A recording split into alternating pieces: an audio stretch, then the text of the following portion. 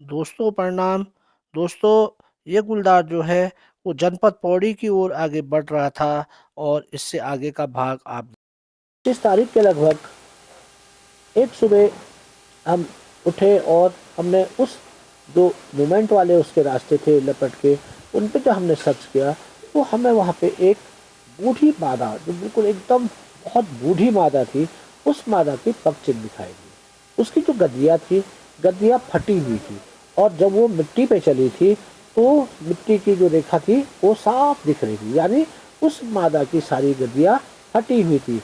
फटने का मतलब होता है जिस गुलदार की गद्दियाँ फट जाती है उससे आप लगा सकते हैं कि इसकी एज जो है बहुत ज़्यादा हो चुकी थी और केवल एक फीमेल जो वो थी बूढ़ी, वही उसी के हमको यहाँ पे पगचिन्ह दिखाई दिए।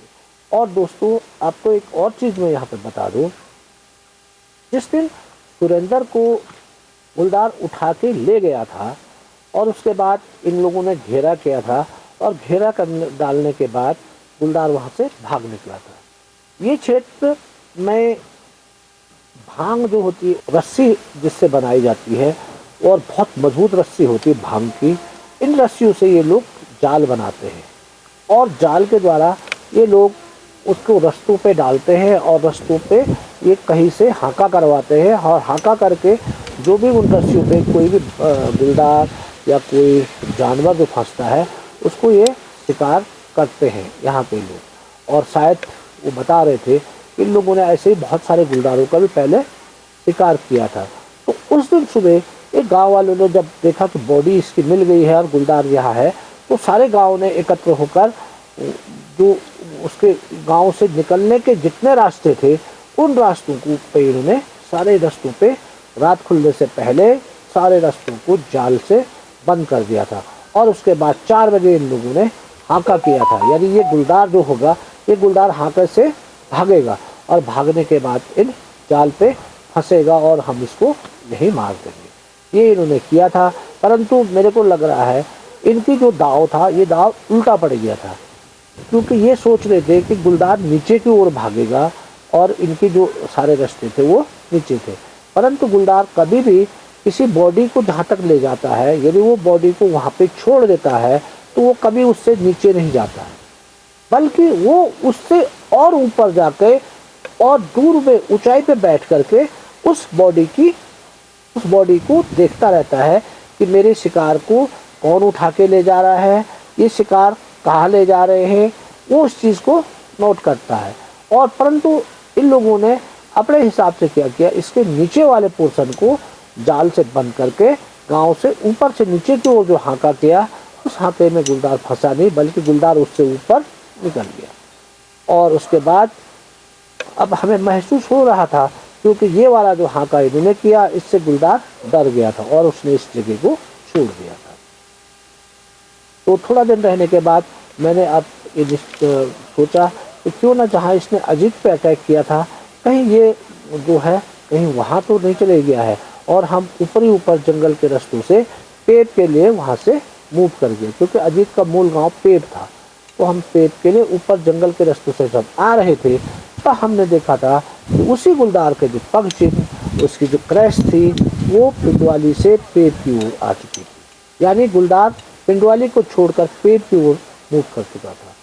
जब हम पेप गांव के ठीक ऊपर पहुंचे तब हमने फिर उन क्रैशों को पेप गांव न जाते हुए सीधे आगे की ओर, यानी उससे आगे किरसाल, और किरसाल से 2 किलोमीटर ऊपर जो है वो गिंदा खाल है। गिंदा खाल जो है वो एक ऐसा प्लेस है जो जनपद चमोली और पौड़ी की सीमा है, तो उस ओर ये बढ़ रहे थे। गिंदो खाल होते हुए शायद पौड़ी को निकल जाएगा। फिर भी हम लोग जो पहली घटना थी उस पे में लगभग 28/11/2006 से लेकर 4/12/2006 तक हम इस गांव पे रहे। यहाँ पे हमने मचानों का प्रयोग किया, सर्च लाइट से इसको ढूंढा सारी जगह पूरा, पर लेकिन हमें वही गुलदार नहीं दिखा। उसके बाद क्योंकि दूसरा परमिट भी जो कोपेश्वर वाला था वो भी चल रहा था, वहाँ भी बीच बीच में कभी घटनाएं हो जा रही थी, अतः हमें 5/12/2006 को सीधे वहाँ से जो गोपेश्वर वाला आदमखोर है, जो गोपेश्वर वाला आदमखोर जो सक्रिय था, उसको मारने के लिए मैं गोपेश्वर चल दिया।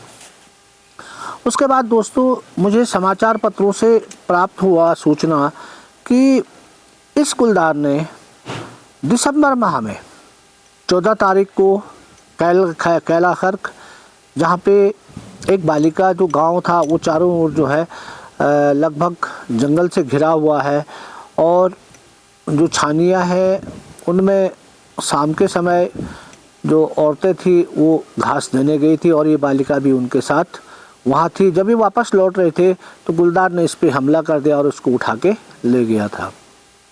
दोस्तों ये इलाका पौड़ी का था और पौड़ी वन प्रभाग में ही पड़ता था।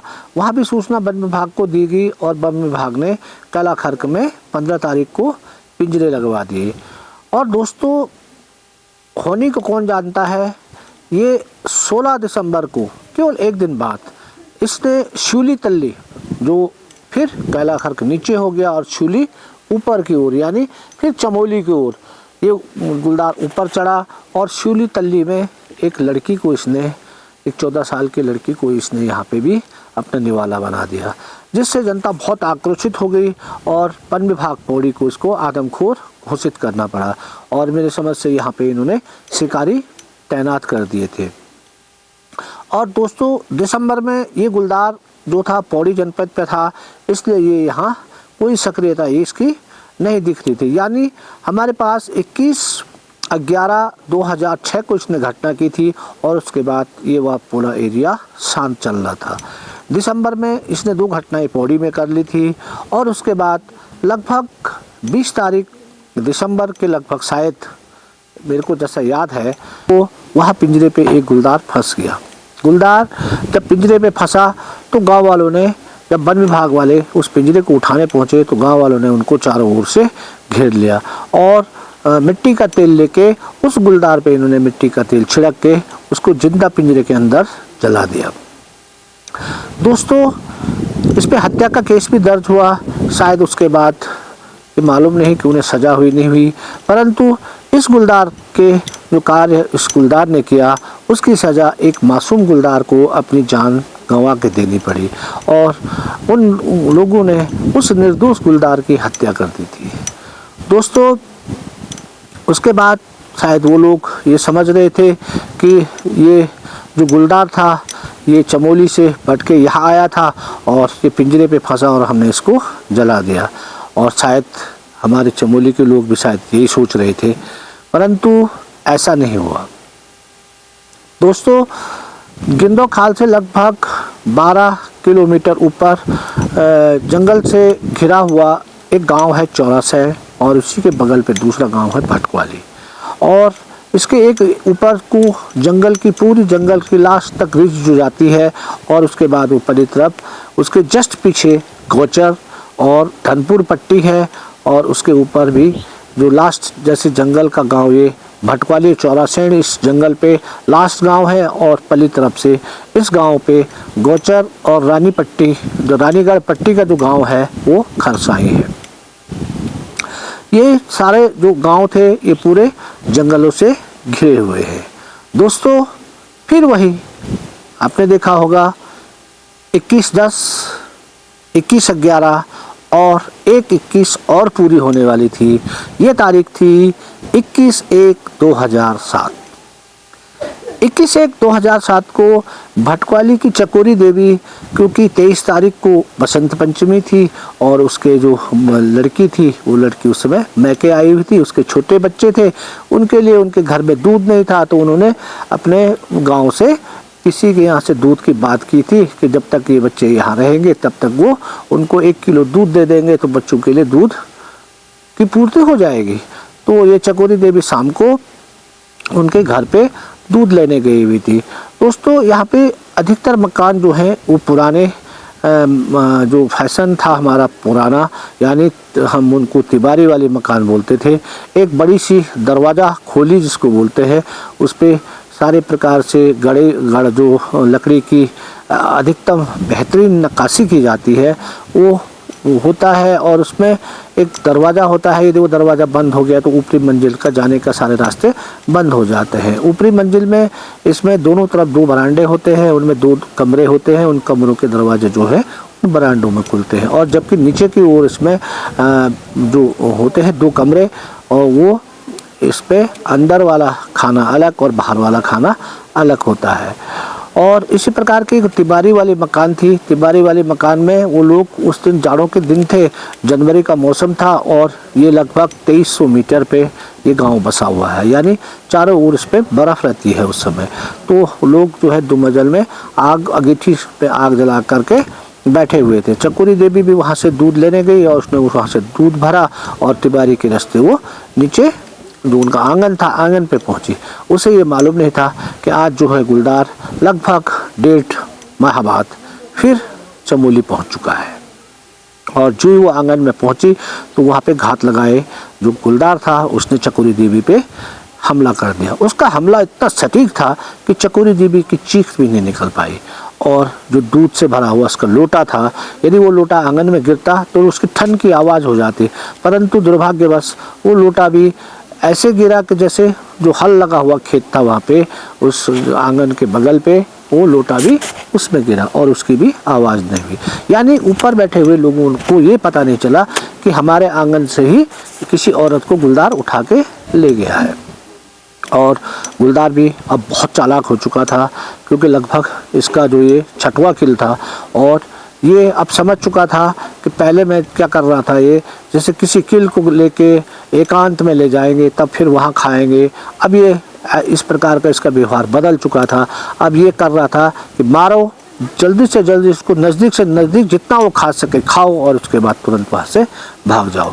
इसलिए चकोरी देवी को केवल 25 मीटर ही वहीं पे घर के बगल पे ही, बगल आगे से, घर के बगल भी नहीं बल्कि घर के आगे वाले खेत में ले गया और फटाफट इसने उसका पेट यहाँ से फाड़ करके सबसे पहले उसका लंग्स, उसका हार्ट और ये पूरे खा लिए। और उसके बाद उन लोगों को ये पता नहीं चला कि चकोरी देवी को गुलदार उठा के ले गया है। फिर उसके घर वालों ने उनको आवाज़ दी, फिर वो लोग नीचे आए उस चकोरी देवी को कि कहाँ गई। तब तक वो लोग जब नीचे उतरे तो उन्होंने देखा इसकी चप्पल तो हमारे आंगन में पड़ी हुई है और उसका दूध का लोटा जो है वो खेत में पड़ा हुआ है। और जब वहाँ पे उन्होंने देखा तो वहीं पर से घसीट के निशान थे, क्योंकि चकोरी देवी लगभग 52-55 किलो की तो थी ही, इसलिए उसके द्वारा हल लगे हुए खेत में बहुत गहरे निशान पड़ रहे थे।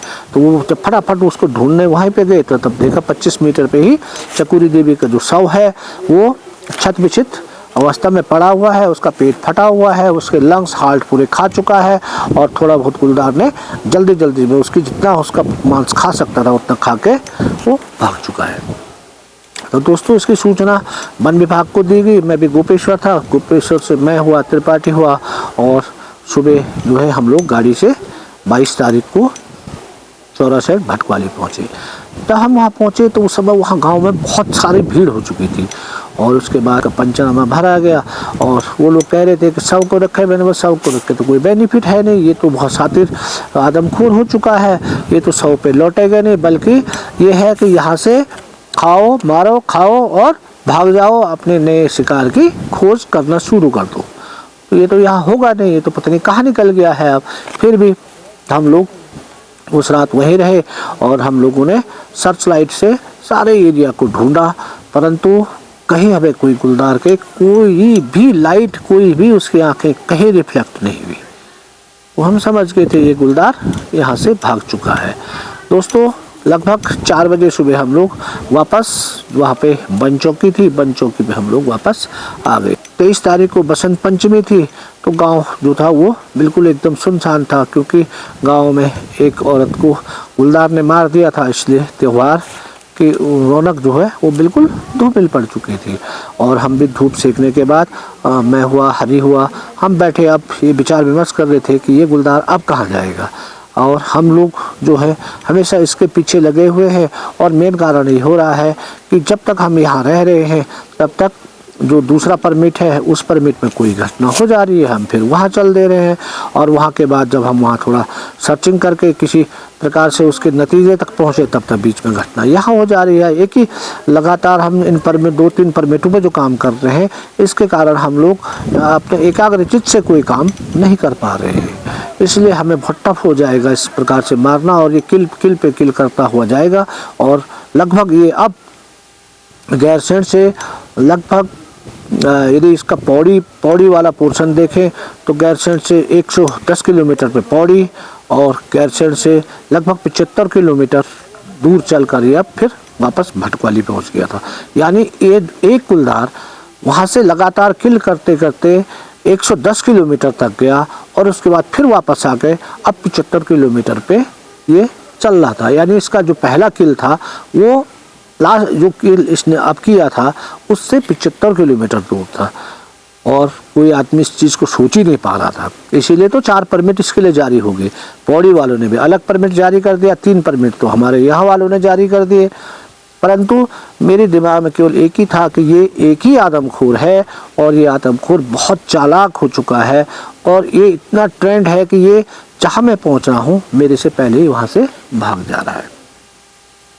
दोस्त, इस कुलदार ने भटक्वाली में चकोरी देवी को मारा था, तो मैं उसी दिन समझ गया था कि इस गुलदार ने 21 तारीख पूरी कर ली है। 21/10 को अजीत पेब वाले को मारा था, 21/11 को इसने पिंडवाली के सुरेंद्र को मारा था, और आज 21/1/2007 को इसने चकोरी को मारा था।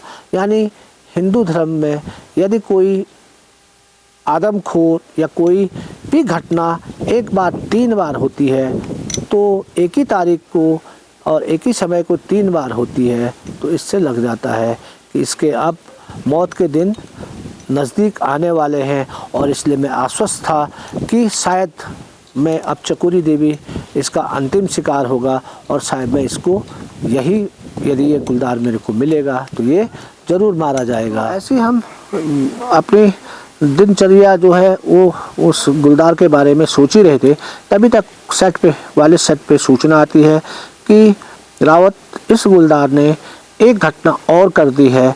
अब ये गुलदार जो मैंने बताया था, चौरासैंण के पीछे जो रिज थी 10 किलोमीटर ऊपर चढ़ने के बाद, उस रिज को पार करने के बाद ये गौचर की ओर, यानी जस्ट उसके बैक गोचर की ओर जो है खरसाई में इसने एक घटना और कर दी है। दोस्तों, ये 22 तारीख जनवरी 2007 की बात है। एक गोचर की रानीगढ़ पट्टी का एक गांव है खरसाई, जो जस्ट चौरासैंण के ठीक पीछे बसा हुआ है, रिज के ठीक पीछे बसा हुआ है, और ये गांव भी चारों ओर जंगलों से घिरा हुआ है। इस गांव में लाइट थी, परंतु उस ज़माने में टीवी बहुत कम थी। लोगों ने जो चैनल था दूरदर्शन का वो बहुत कम के पास था। तो प्रीति अपने माँ, क्योंकि इसकी एक विधवा माँ थी और इसे 3 भाई बहन थे, ये अपनी माँ के साथ रहती थी, और उसके जो चाचा का घर था वो थोड़ा नीचे था। तो मेरे समझ से उस दिन कोई पिक्चर आ रही थी, तो ये शाम को टीवी देखने अपने चाचा के घर जा रखी थी। चाचा के घर में 10 बज गए थे। 10 बजे जब इनकी पिक्चर समाप्त हुई, जो फिल्म ये देख रहे थे वो फिल्म ख़त्म हुई, तो ये अपने घर की ओर चल दी। तो उसका भाई भी नीचे से इसको छोड़ने आया, तो ये ऊपर जा रही थी तो वो नीचे से उसको देख रहा था। तो वो खेत उस समय पूरे खाली थे और कुछ खेतों में हल लगा हुआ था, और इसलिए रोशनी की भी ज़रूरत नहीं थी, वो आराम से चल रही थी, क्योंकि उनका डेली का रास्ता था और किसी आदमखोर का वहाँ भाई नहीं था।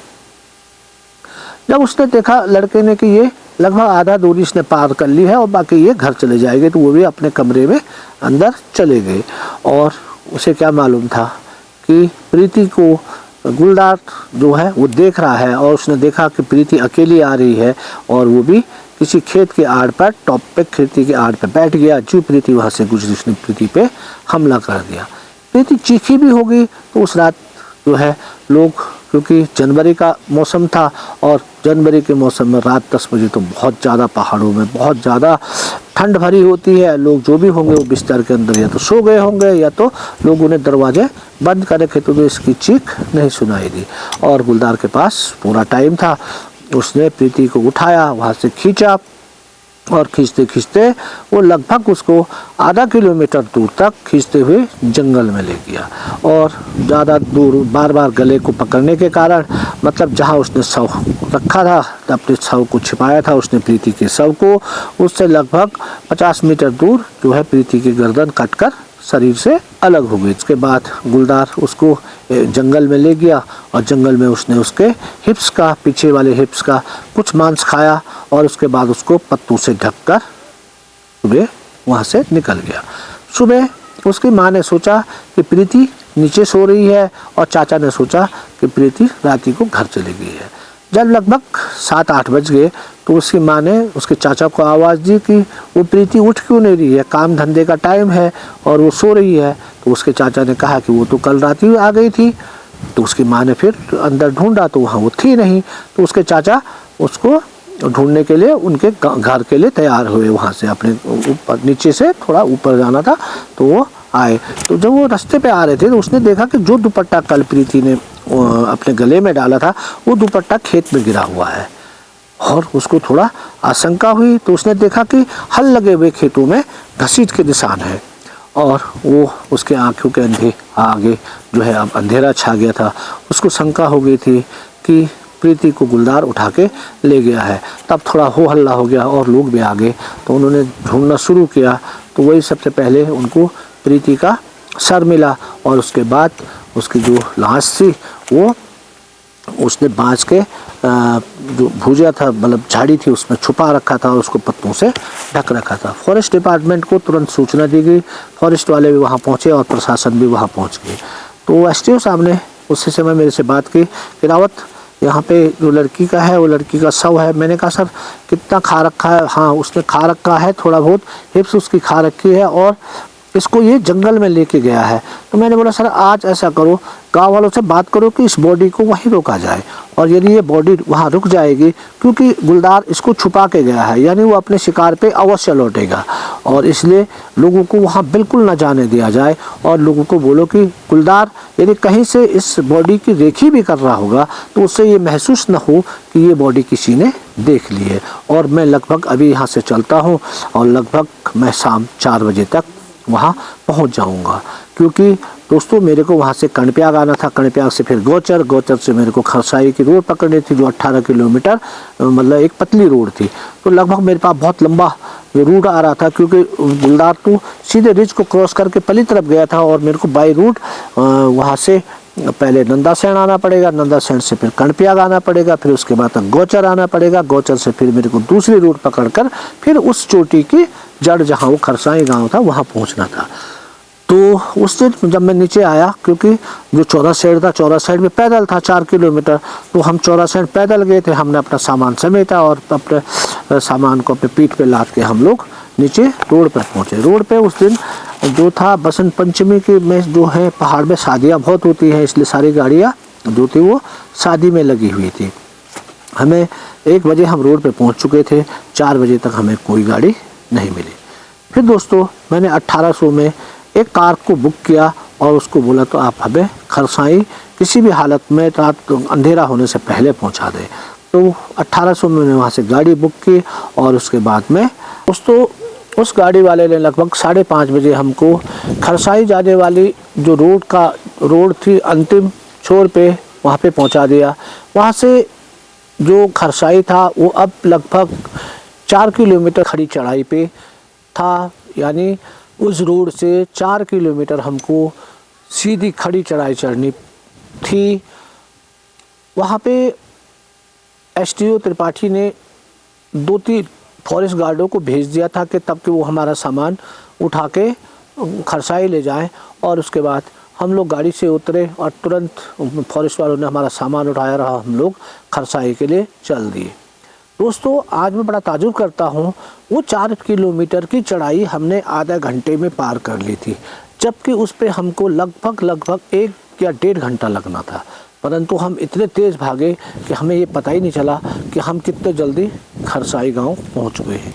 जब हम फटाफट उस ओर गए जहां प्रीति का शव पड़ा हुआ था, तो मैंने देखा कि वहाँ पे प्रीति का सबसे पहले तो सर पड़ा हुआ था, तो वहाँ पे उन्होंने पिंजरा भी रखा था। तो मैंने उस शव को सबसे पहले पिंजरे में डलवा दिया और उसके बाद मैं शव के नज़दीक पहुँचा तो मैंने वहाँ पे देखा कि उसने एक जो झाड़ी थी उस झाड़ी में शव को रखा था। परंतु मैंने उस समय वालिद साहब पे उनको बताया था कि आप सबसे पहले उस शव के चारों ओर की झाड़ी काट देना और हमें वहाँ पे उसके नज़दीक जो पेड़ होगा उस पेड़ पे मचान बना देना, क्योंकि हमें यहाँ से गाड़ी नहीं मिल पा रही है और पंचमी के जो त्यौहार है उस दिन शादियाँ ज़्यादा होती हैं, इसलिए जीप कार टैक्सी मिलना बहुत इम्पॉसिबल था।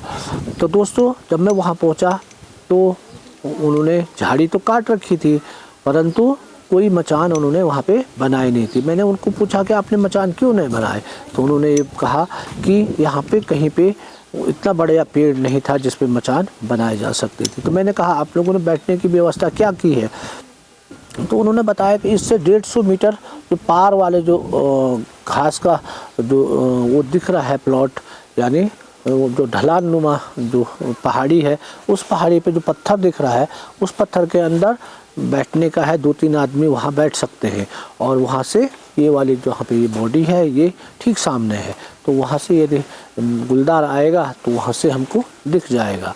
और दोस्तों मैं एक चीज़ और आपको बता दूँ, उस गांव में जो स्थानीय शिकारी थे 2, उन्होंने अपने लिए ठीक उस बॉडी के ऊपर से 2-5 के पेड़ों को जोड़कर एक तख्त में वो लोग उस पर बैठे हुए थे।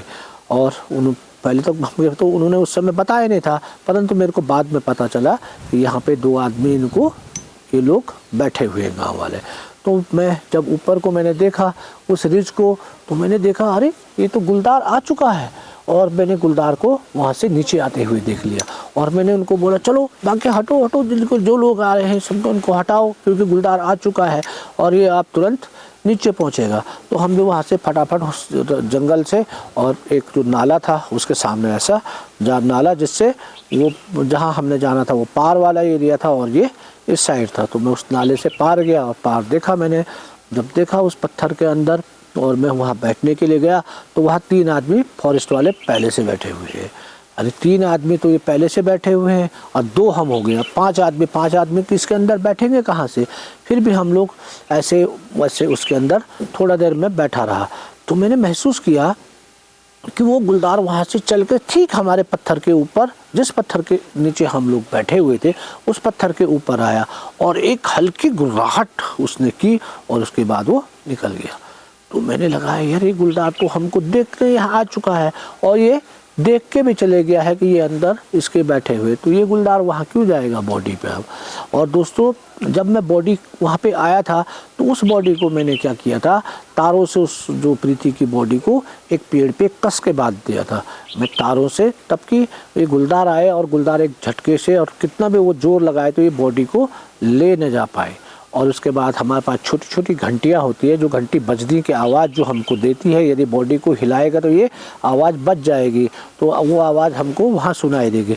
इसलिए मैं उसके जो तारों पे और उसके पाँव पे घंटी बांध के आ गया था, यदि बॉडी को थोड़ा भी हिलाएगा तो मेरी जो है घंटी बज जाएगी और मैं वहाँ समझ जाऊँगा कि गुलदार बॉडी पे आ चुका है।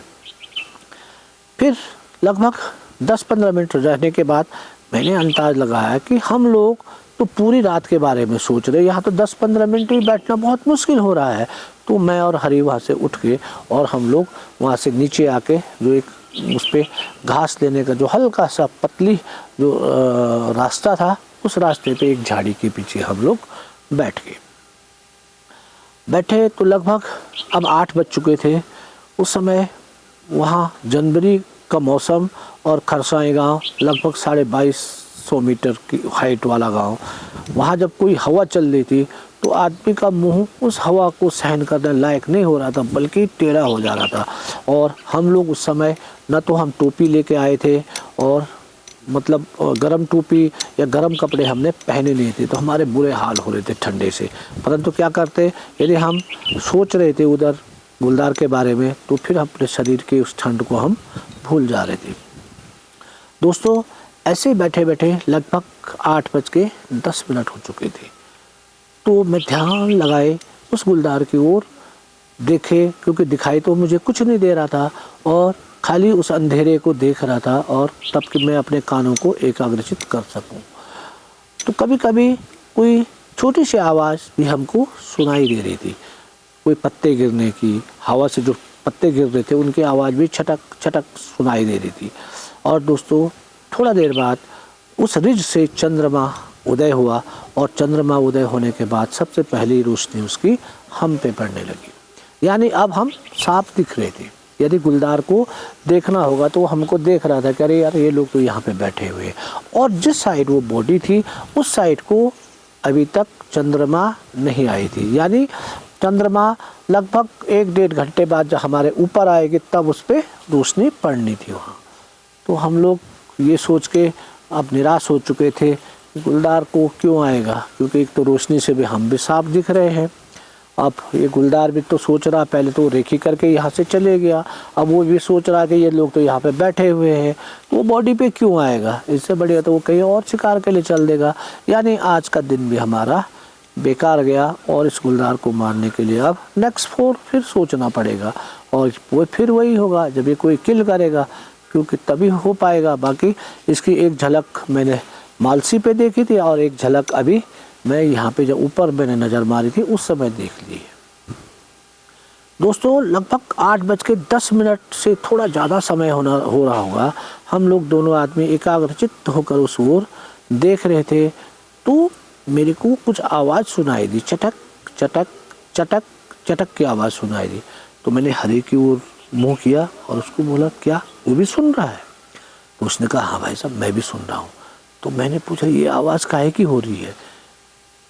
वो भी अचमस में रह गया कि ये आवाज़ किस चीज़ की हो रही है। फिर मैंने ध्यान से सुना, देखा कि यदि ये आवाज़ हड्डी तोड़ने की है तो जो मेरी घंटी है वो घंटी क्यों नहीं बजी? भाई, यदि उसने बॉडी को हिलाया होगा, हड्डी तोड़ रहा है यदि गुलदार, तो बॉडी को हिलाया होगा तो घंटी बजनी चाहिए थी। कहीं ऐसा तो नहीं कि हम 150 मीटर दूर होने के कारण हमें घंटी नहीं सुनाई दी? अच्छा चलो, हमने घंटी नहीं सुनी, परंतु जो आदमी वहाँ पे जो है उस प्रीति के 100 के 30 मीटर ऊपर से बैठा हुआ है पेड़ों पे, क्या वो भी इस आवाज़ को नहीं सुन रहे? या तो घंटी चलो हमको नहीं सुनी होगी तो उन्होंने भी नहीं सुनी होगी क्या? इस चीज़ उधेड़बुन में हम लोग सोच ही रहे थे। फिर मैंने अपने दिल, जो मेरा अपना दिल था, अपना रवैया था, मैंने सोचा कहीं ऐसा तो नहीं कि हम बैठे रह जाए और ये गुलदार 100 को खा ले, और जो शिकारी वहाँ पे बैठा है कहीं ये नौसिखिए तो नहीं है, इन्होंने कुछ काम गुलदारों पे कभी किया नहीं होगा, इसलिए इनको मालूम ही नहीं है क्या होता है। मैंने हरी को कहा, हरी, मेरे को लग रहा है कि गुलदार आ चुका है, तुम लाइट मारो। और मैंने अपनी राइफ़ल सीधी की और प्रीति की शव की ओर अपनी राइफ़ल सीधी करके मैं तैयार रहा, और हरी ने सर्च लाइट जो है उस ओर मारी। जब उस ओर लाइट पड़ी तो मैंने देखा एक गुलदार जो है वो बॉडी से 1 फीट दूर है, 1 फीट दूर, और उसने ध्यान से हमारी ओर यूं करके जो है नज़र जो है हमारी ओर की, तो सर्च लाइट पे उसकी इतनी बड़ी आंखें दिख रही है, बिल्कुल नीली, और मेरी जो राइफ़ल थी वो टेलीस्कोपिक लगी थी, तो उससे पे तो और तेज़ रोशनी की 2 लाइट दिखाई दे रही है। तो हरी बोलने लगा, भाई साहब गुलदार। इससे पहले कि उसके मुंह से गुलदार शब्द पूरा निकलता, मैंने टिगर दबा दिया। टिगर दबाते ही धमाके हुआ और गोली जो है सीधे गुलदार के ठीक 2 आँखों के बीच में लग गई, और गुलदार एक झटके साथ वहाँ से लुढ़क के नीचे गिर गया। और जो पत्थर के अंदर बैठे हुए थे वो भी जब अपने लाइट मारी थी तो उनको भी गुलदार दिखा, और धमाके के साथ उन्होंने गुलदार को लुढ़कते हुए भी देख लिया था। परंतु हमें बड़ा ताजुब ये हो रहा था कि हम लोगों ने गुलदार को भी देख लिया, मार भी दिया, और जो 30 मीटर पे बैठे हुए हैं इनको अभी तक भी पता नहीं चला कि गुलदार मर गया है। तब मैं ये समझ गया, ये नौसिखिए शिकारी थे, गांव के मुर्गे मारने वाले। इन्होंने कभी गुलदार को देखा ही नहीं था, और न गुलदार पे इन्होंने कभी फायर किया, और आदमखोर गुलदार का नाम सुन के मचान पे बैठने के बाद इनकी घिंगी बच गई थी, इसलिए ये जड़मूर्त हो गए थे और इनको ये पता भी नहीं चला कि गुलदार यहाँ पहुँच चुका है। पहुँच क्या चुका है? गुलदार मारा जा चुका है। और दोस्तों उसके बाद धमाके की आवाज़ गांव ने सुनी और फॉरेस्ट वालों को हमने सेट से बताया और तुरंत गांव वाले सारे जो हैं वो वहाँ पहुँच गए। कुछ लोग खुश भी थे और दुखी भी। एक तो प्रीति का मर जाने का दुख था, एक विधवा की एक बेटी जो अब इस दुनिया में नहीं थी, और खुशी उस गुलदार के मारे जाने की, क्योंकि भविष्य में जो और घटनाएं करता उस पर रोक लग चुकी थी। और जो हमने वहाँ से सेट से बात की, क्योंकि वो बहुत हाइट पे था, तो जो फॉरेस्ट का जो वॉकी टॉकी था वो मोड़खाल लिंक हो रहा था, यानी वो मोड़खाल बहुत ऊंचाई पे है और वॉकी टॉकी से भी बड़े सेट पे वो लिंक कर रहा था।